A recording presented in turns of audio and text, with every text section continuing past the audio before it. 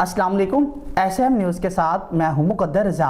SM news studio में खुशामदीद। खबरों का सिलसिला बढ़ाते हुए अब शामिल करते हैं चनियोट से डीपीओ बिलाल ज़फर शेख की पुलिस अफसरान से कराई मीटिंग में डीएसपी साहिबान, एसएचओज, तफ्तीशी अफसरान और डीपीओ दफ्तर के अफसरान ने शिरकत की। इसी हवाले से मज़ीद तफसीलात बता रहे हैं एसएम न्यूज़ के नुमाइंदे मोहम्मद अफजल रुमाना। जी अफजल, आगाह कीजिएगा इस हवाले से।